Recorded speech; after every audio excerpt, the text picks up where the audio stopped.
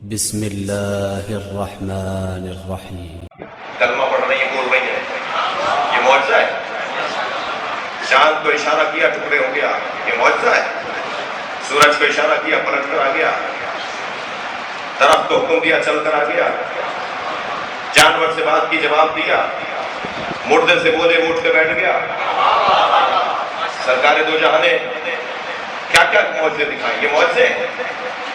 نقل صاحب فرماتے ہیں سارے نبیوں کے جو معجزے تھے، بھائی جملہ بڑا نقدلہ ہے، ایک مجتہد کا جملہ ہے، کہتے ہیں سارے نبیوں کے جو معجزے تھے وہ ہمارے نبی کے مشغلے تھے۔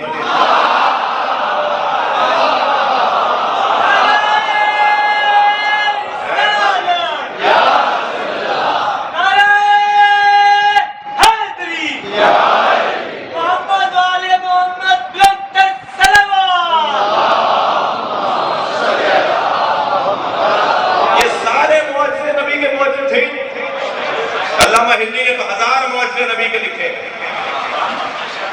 مگر یہ سارے معجزے ہمارے نبی کے معجزے نہیں ہیں۔ ہمارے نبی کا معجزہ کیا ہے؟ ہمارے نبی کا معجزہ ان کی نبوت کے مطابق ہوگا، جیسے ہر نبی کا معجزہ نبوت کے مطابق تھا۔ جی، ہر نبی کا معجزہ اس کی نبوت کے مطابق تھا۔ ہماری نبی کی نبوت کا تقاضا کیا ہے؟ وہ جو تقاضا ہے وہی معجزہ ہوگا۔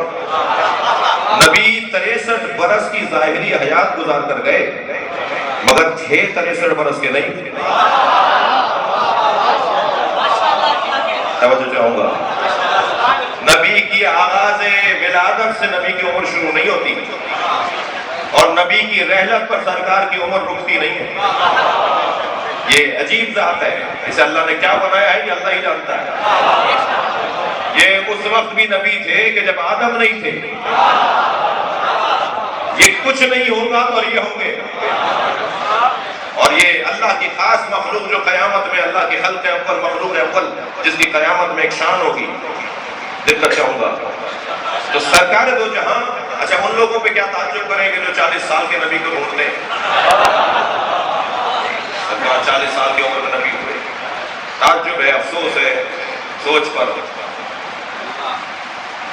جی البتہ میں اپنے عزیزوں سے کہوں گا، مولانا مظہر علوی صاحب تشریف فرمائیں کہ مقدسات کی توہین کرنا ناجائز ہے۔ ہم پہلی مجلس میں کہہ چکے ہیں، دوسری مجلس میں بھی کہہ چکے ہیں، مگر نظریات کو انتہائی معقول مدلل مستند انداز سے اور معقول اور انتہائی تہذیب کے ساتھ بیان کرنا یہ ہمارا انسانی حق ہے۔ یہ اور حقوق تو بعد میں ہمارے پاس بہت سارے حقوق ہیں، مگر انسانی حق ہے۔ سرکار دو جہاں کا مقام اور عظمت کا بیان ہے، جس گھوڑے پر بیٹھ جاتے تھے، جس ناقے پر اونٹنی پر بیٹھ جاتے تھے، جس خچر پہ اور گدھے پر بیٹھ جاتے تھے، وہ وجود ہی کچھ اور ہو جاتا تھا۔ کبھی غور فرمایا آپ نے؟ مولائیوں کا ماتمیوں کا مجمع بیٹھا ہے اور مجھے فخر ہے کہ میں خود بھی ماتمی ہوں، اور ہمارا سرمایہ ہے یہ ماتمی حلقے، انجمنیں، اور ملت کے لیے یہ ایک آبرو ہے۔ بہت سے مجھ جیسے لوگ تو آدھا جلوس کر کے پنڈلیوں میں درد شروع ہو جاتا ہے، ہم آدھے میں سے لوٹ آتے ہیں یا کہیں بیٹھ جاتے ہیں۔ سلام ہو ان مولا کے عزاداروں پر کہ اول سے آخر تک جلوس میں رہتے ہیں، تھکتے ہیں، پریشان ہوتے ہیں، مگر ایک اندر سے آواز انہیں مطمئن کرتی ہے۔ لہٰذا ایک جملہ کہتا جا رہا ہوں، گھوڑوں کی عمریں، گھوڑے پالنے والے بھی شاید بیٹھے ہوں، مجھے بھی تھوڑا بہت معلومات ہیں، 25 اور 28 سال کی عمر میں گھوڑا پورا بوڑھا ہو کے مر جاتا ہے۔ 30 سال سے زیادہ نہیں ہوتی عمر گھوڑے کی، مر جاتا ہے، بوڑھا ہو جاتا ہے، اس کی یہ چھوٹی لٹک جاتی ہے، اسے کھایا نہیں جاتا، پھر پیٹ خراب ہوتا ہے، پھر مر جاتا ہے۔ آپ کی جگہ میں زیادہ نہیں رہنا چاہتا، ورنہ کوئی تہمت لگے گی میرے۔ تو اتنا عرض کر رہا ہوں کہ گھوڑوں کی عمر 30 سال کی ہے، زیادہ بول دیا میں نے، 25 سے 30 سال میں گھوڑا مر جاتا ہے۔ یہ کربلا کے میدان میں مصائب نہیں پڑھ رہا، لیکن بات تو ایسی ہے کہ رو بھی سکتا ہے۔ جو زلجنہ ہے نا، وہ عمر سعد نے کیا کہا تھا کہ اس تیر نہ مارو، میں نے بچپن میں اس کے اوپر نبی کو بیٹھے دیکھا ہے۔ 50 سال پہلے نبی کے پاس تھا، اور 50 سال پہلے بھی جوان تھا، کربلا میں بھی جوان جی، یہ نبی کے زمانے میں بھی جوان تھا، نبی نے سواری کی اور اپنے بچوں کو دے دیا، اور آج امام وقت کے پاس ہے، جب ظہور فرمائیں گے لے کر آئیں گے۔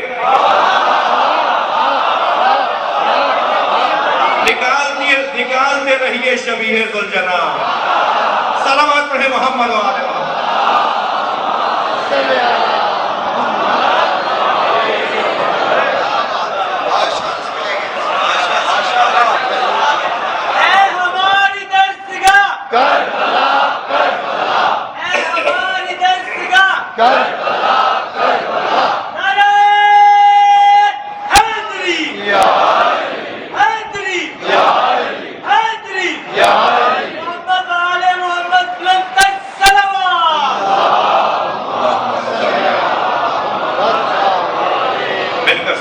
کرتے ہیں تو زیادہ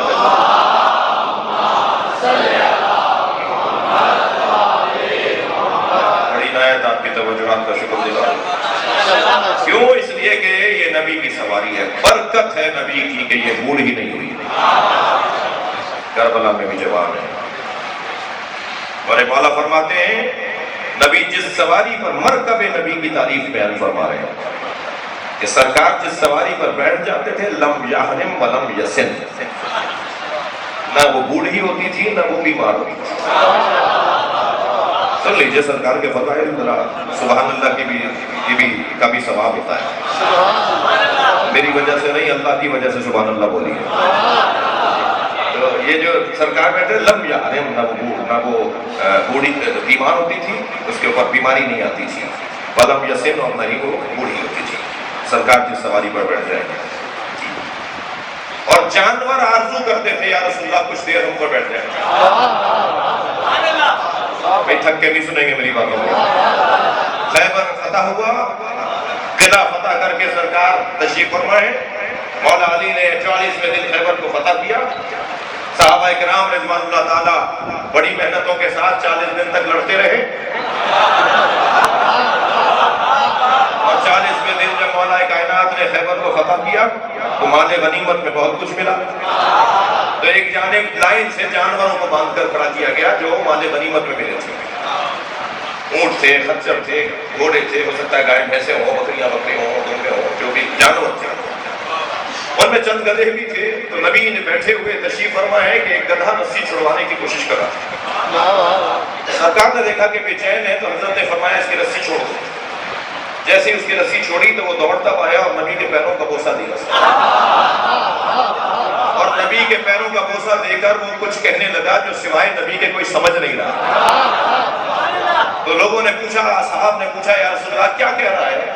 حضرت نے فرمایا یہ کہہ رہا ہے کہ میرے آباء و اجداد کی پشت پر کوئی نہ کوئی نبی یا وصی نبی بیٹھا، ایک مدت سے میرے اور میرے چند پشتوں پر کوئی نبی یا وصی نبی نہیں بیٹھا، آپ مجھ پر کرم کریں، کچھ دیر میرے اوپر بیٹھیں تاکہ میں آپ کے تو سواری دے کر ثواب حاصل کروں اور اپنی عزت بڑھاؤں۔ توجہ چاہوں گا، سرکار کچھ دیر اس میں بیٹھے اور وہیں حضرت نے کچھ دیر سواری فرمائی اور فرمایا کہ آج کے بعد یہ میرے حصے کا ہے اور اس کا نام میں یافور رکھتا ہوں۔ کیا؟ یافور، یا عین بے واو رے، سب نے لکھا، یہ سنی شیعہ نے لکھا، جو باتیں کر رہا ہوں ایسا کوئی بات نہیں کر رہا جو کسی میرے بھائی کی کتاب میں نہ ہو۔ سرکار نے کہا میں نے اس کا نام یافور رکھ دیا ہے، یہ یافور یہ میری سواری ہے۔ نبی کی سواری ہونے کے ناطے، نبی سے نسبت ہونے کی وجہ سے یہ اتنا سمجھدار ہو گیا تھا کہ نبی اس کی پشت پہ سامان رکھ دیتے تھے اور کہتے تھے فلاں صحابی کو دے کر آ جاؤ،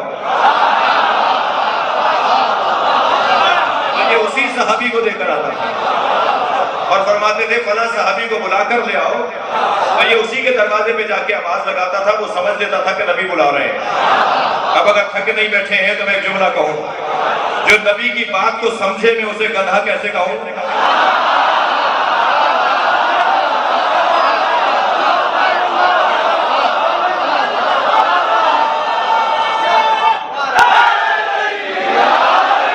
آپ نے پہلے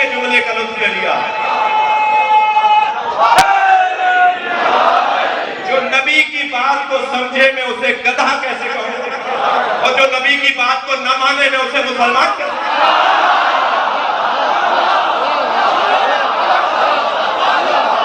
सलवात पढ़ेंगे मोहम्मद वाले।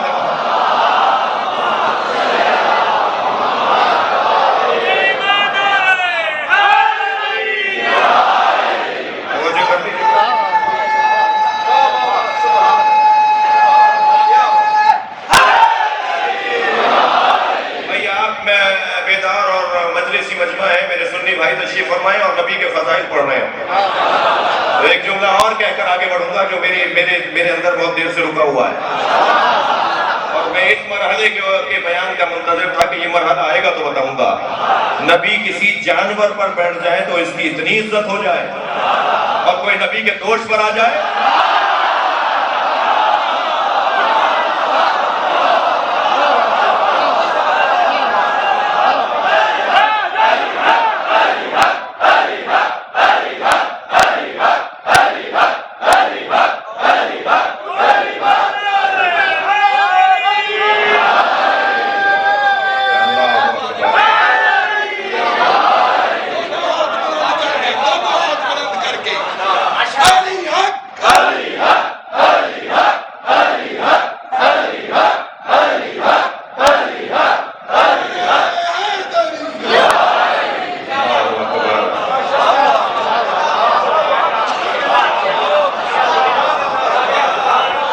इमाम अहमद हम्बल हमारे आलिम,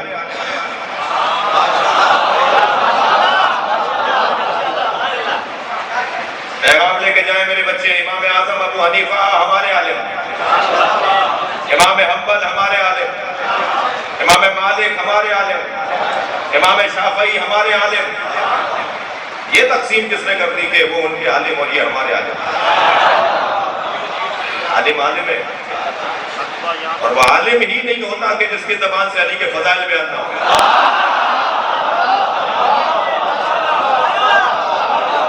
वही तो आलिम होता है जो अली के फज़ाइल बयान करता हो।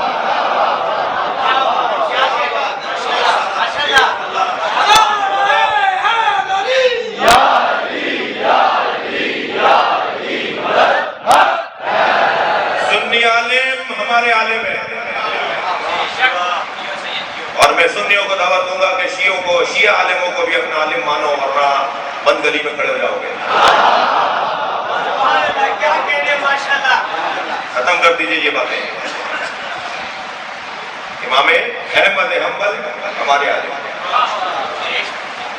इमाम आजम हमारे आलिम। तकरार कर रहा हूं, घुटन का शिकार, तंग नजरी का शिकार, छोटे दिल वाला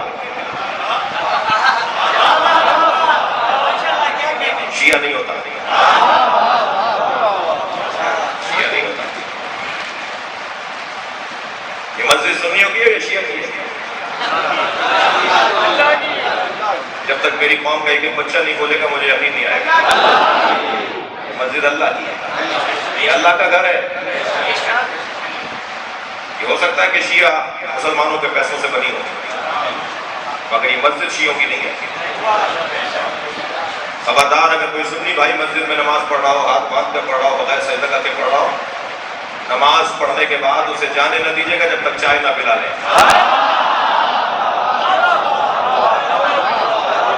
यानी जरूर पूछिएगा, उसके काम जरूर आइएगा, पूछिएगा कोई परेशानी, कोई हुक्म। इस्लाम खुलियों का नाम नहीं है। भाई सेमिनार का जुमला दे रहा हूँ, इस पे सेमिनार करवाइए। मैं एक खुलिये में हूँ, मौलाना एक खुलिये में है, डॉक्टर एक खुलिये में होता है, पुलिस वाला एक खुलिये में होता है, डॉक्टर वकील एक खुलिये में होता है। हम खुलियों में रहने वाले लोग पहचाने जाते हैं कि फला कौन है। इस्लाम खुलियों का नाम नहीं है, इस्लाम रवैयों का नाम है। रवैयों को बेहतर करना है, अपने रवैये को बताना है कि तुम कौन हो। और वैसे भी अली के चाहने वालों की तो चाल बताए कि ये शिया जा रहा है, अंदाज बताए कि अहले बैत का चाहने वाला जा रहा है, तब तो लुत्फ है, तब तो मजा है। वो देवबंदियों की मस्जिद, वो सल्फियों की मस्जिद, वो बरेलवियों की मस्जिद, वो शियों की मस्जिद, अल्लाह की कौन सी है?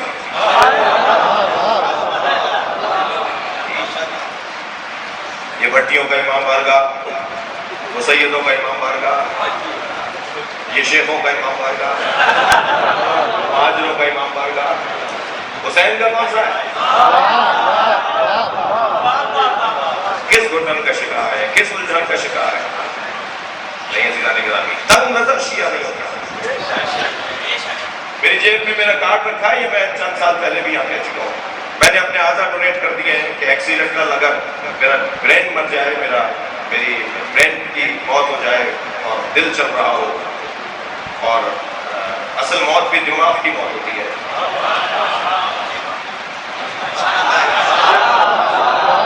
یہاں بھی ایک جملہ لینا چاہتے ہیں، اصل موت بھی دماغ کی موت ہوتی ہے۔ بہت سارے چلتے ہوئے نظر آئیں گے، اٹھتے بیٹھتے نظر آئیں گے، دماغ کام نہیں کر رہا ہوتا، لیٹا ہوا ہو، بستر پہ پڑا ہو، دماغ کام کر رہا ہو تو پورا ملک چلا سکتا ہے۔ تو میں نے اپنی وصیت کر دی کہ میرے سارے اعضا ڈونیٹ ہیں، SIUT اور ڈاکٹر ادیب الحسن صاحب جو آرگن ڈونیشن کی تحریک پاکستان میں لے کے چل رہے ہیں، تو میں نے اپنے سارے اعضا، اللہ کرے کہ مجھے عزت کی موت ملے۔ بہت شکریہ، اچھی موت کی دعا کیجیے، مرنا تو سب کو ہے نا۔ تو جیسے ایسا کوئی واقعہ ہوگا تو یہ فوراً میرے اعضا نکال لیں گے جا کر۔ ظاہری باڈی خراب نہیں ہوگی، باڈی سامنے کا جو نظر آنے والا جو پیکر ہے وہ اس کو تکلیف نہیں ہوگی، یہ اندر کی چیزیں، کچھ 17 چیزیں نکلیں گی جس سے 17 لوگ زندہ رہ سکیں گے۔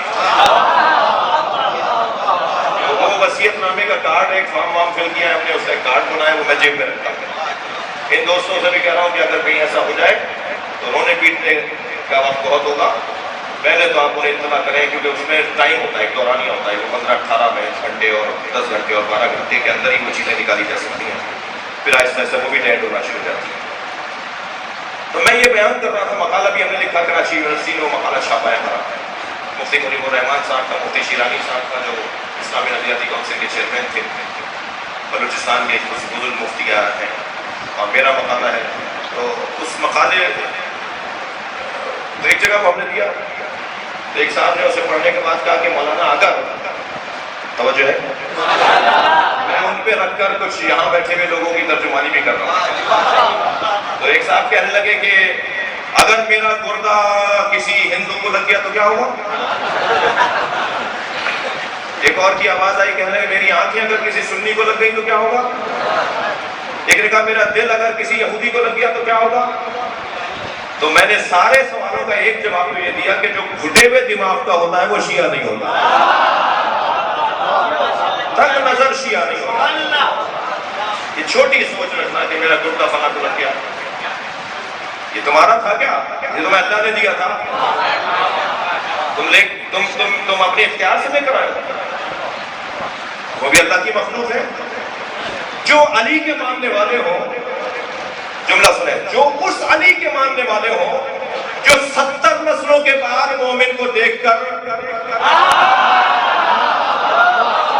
بندہ چھوڑ دیتا ہو، اس کے چاہنے والے یہ کہیں گے کہ میرا گردہ اگر اس کو لگ گیا تو کیا ہوگا؟ تم اپنے اعضاء اسے لگا دو، اس کی نسل میں مولائی آ جائیں گے۔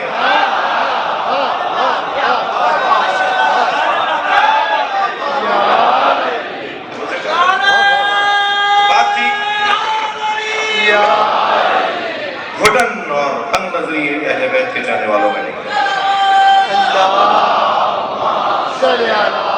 صلوات پڑھیں تو سب مل کر پڑھیں، اللہ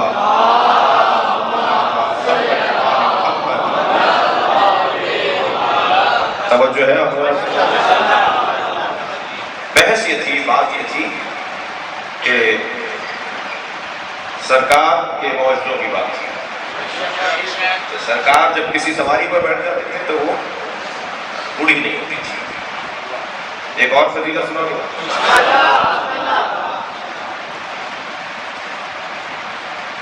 نبی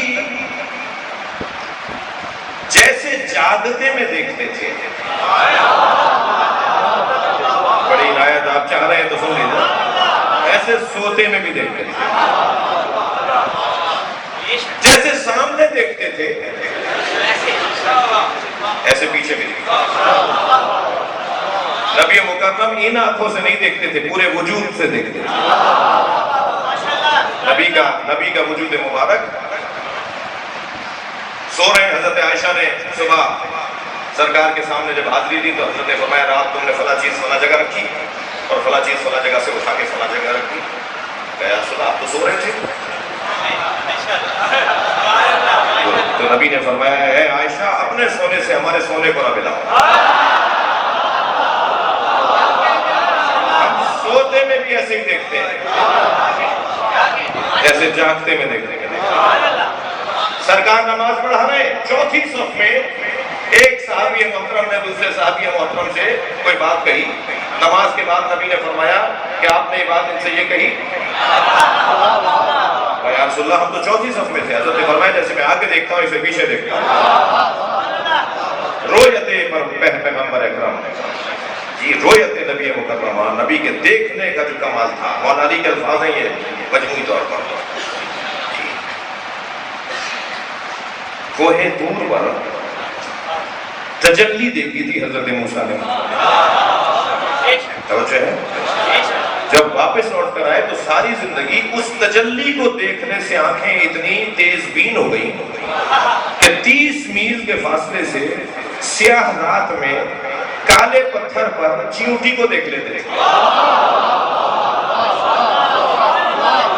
کوئی مبالغہ نہیں کر رہا، کوئی خطیبانہ جملے نہیں بول رہا۔ میرے مولا نبی صرف تجلی دیکھ کر آئے تھے، میرے مولا حضرت موسیٰ صرف تجلی دیکھ کر آئے تھے تو ایک مرتبہ اتنی تیز آنکھیں ہوئی ہیں کہ 30 میل کے فاصلے سے کالی رات میں، اندھیری رات میں چیونٹی دیکھتے تھے سیاہ پتھر پر۔ تھک کر نہیں سنے تو جملہ کہوں، جو تجلی دیکھ کر آئے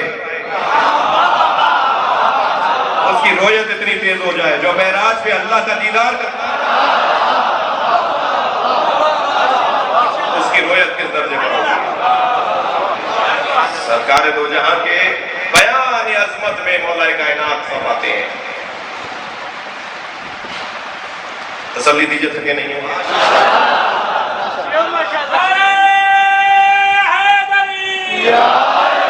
سرکار کا سایہ نہیں تھا، تھک گیا۔ سرکار کا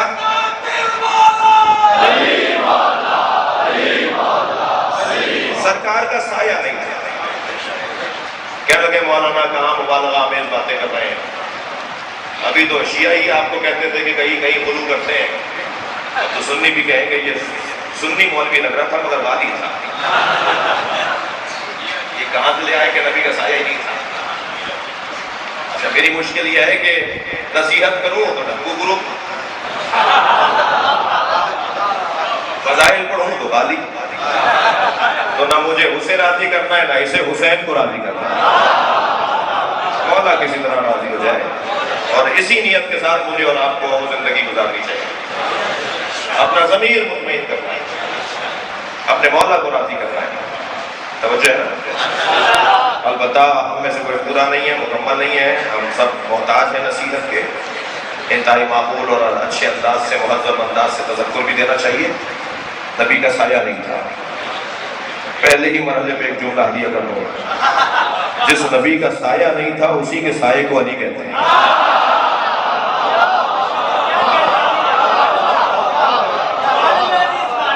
ساتھ جڑا رہے، جو ساتھ جڑا رہے، جو ساتھ چلتا رہے، اسی کو سایہ کہتے ہیں۔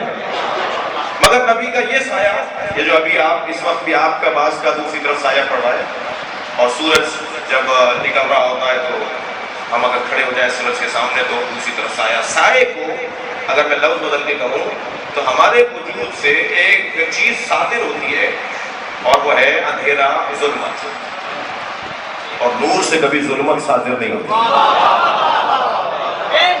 سرکار کا سایہ کیوں نہیں تھا؟ نور الہی۔ اور پھر کیا سنی عالم دین کا ایک جملہ ہدیہ کر کے جاتا ہوں۔ ایک سنی عالم دین نے بڑا حسین جملہ لکھا ہے، وہ کہتے ہیں ان النبی کا ظل اللہ، نبی اللہ کا سایہ تھے، وَإِنَّ الظِّلَّ لَا ظِلَّ اللَّهِ، اور سائے کا سایہ نہیں ہوتا۔